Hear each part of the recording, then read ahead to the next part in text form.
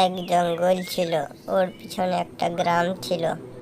গরিব দুঃখী ধনী সব একসাথে মিলেমিশে বাস করতো, দুঃখ সুখে পাশে এসে দাঁড়াতো। ওই গ্রামের এক বুড়িমার খুব শরীর খারাপ হয়। সে অনেক চেঁচামেচি করে বলে, আমাকে কেউ সাহায্য করো। তখন ওই পথ দিয়ে এক যুবক ছেলে হেঁটে হেঁটে আসছিল ওই রাস্তা দিয়ে। বাবা, এদিকে একটু শুনে যাও তো বাবা, প্লিজ। কি হয়েছে বুড়িমা? কেন ডাকছো আমায়?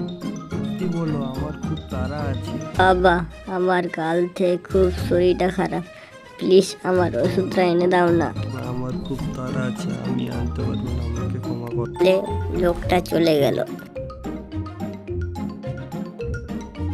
ওই পথে পলাশ এবং পলাশের বিবি মার্কেট যাচ্ছিল খুব আর্জেন্ট বাজার করার জন্য।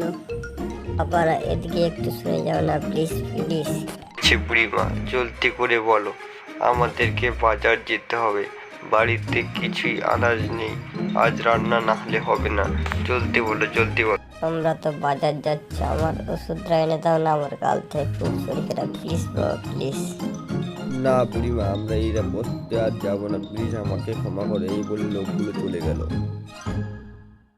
ওই পথ দিয়ে রামকৃষ্ণ বাণিজ্যিক করে বাড়ি ফিরছিল মনের আনন্দে।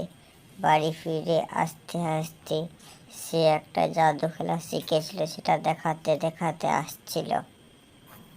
বুড়িমা রামকে ঠিক সেই আগের কথা বলে। রাম বলল, ঠিক আছে, আমি ওষুধ এনে দিচ্ছি, তুমি দাঁড়াও।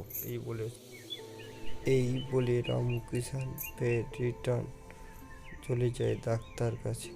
ডাক্তার কাছ থেকে গিয়ে ওষুধ এনে রামকৃষ্ণ গুটি গুটি পায়ে বুড়িমার বাড়ির দিকে এগিয়ে আসে এবং বাড়ির কাছে এগিয়ে আসছে। বুড়িমা ঘরের মধ্যে চুপ মেরে বসে আছে। ঠিক সেই সময় রামু দরজায় বুড়িমা বুড়িমা, দরজা খুলো, আমি ওষুধ নিয়ে চলে এসেছি।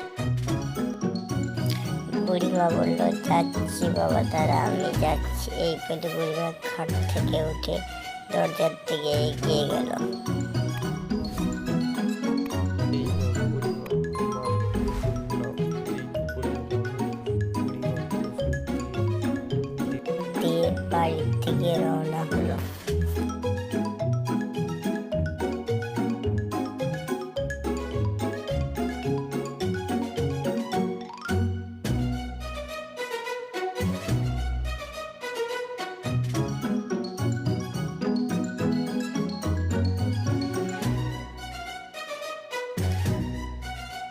কি গো, আজ তোমার আসতে এত দেরি হলো কেন?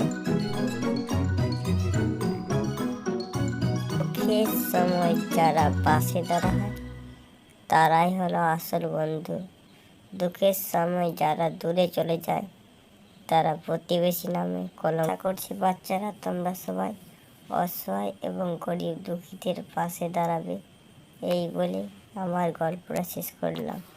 গল্পের মধ্যে কোনো ভুল বেয়াদবি হয়ে থাকলে আমাকে মাফ করবেন এবং আমার গল্পটা